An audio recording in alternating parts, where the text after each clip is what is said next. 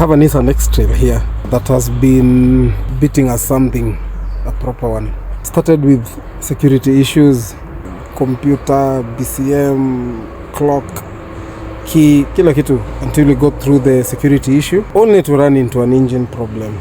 And now we are dealing with an engine wiring issue. We don't know what else we're going to run into. And this brings me to what I'd like to talk about today. This X-Trail was bought at an auction, zile repossessed, and that's what I want to talk about. If you're trying to buy a repossessed car and you're not a mechanic, be very, very careful, or be open-minded. Be ready for whatever surprises the car might throw you.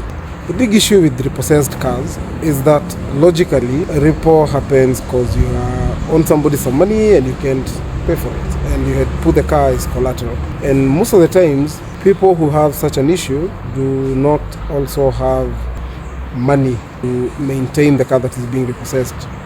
Or sometimes people get very bitter and you don't know what they might do to the car before it's being repossessed. The biggest fights we've had with customers, the most bitter fights, have been around repossessed cars. Because the mentality when you're buying a repo car is first that you're saving money. So from the onset, you're going into that deal to save money. And then you get a cheap car, which is very exciting, and you're told that the car doesn't have many issues. Mostly when you buy a repo car, kwa auction, ama kwa repo site, you will hear of things kama, this one just needs mountings, ziache kushake. This one just needs plugs and service. Those people are telling you that, ndio ununue hiyo gari uende nayo. That car you cannot test drive it. You cannot take it to a garage for a proper inspection. Even if you were to inspect the car at the repo site, you cannot do an in-depth investigation. You need to be able to drive the car. You need to be able to take the car to a garage of your choice, ama a nearby garage, a neutral party, ufanywe a proper inspection before you buy it. Because remember, you're investing a lot of money. Even if you're buying it for 300, 400,000 shillings, it's still a lot of money to lose. So you have to be very careful. You have to be very careful with repo cars. It doesn't sit very well with many people who are buying a repo car if then they have to spend a fortune to make it run.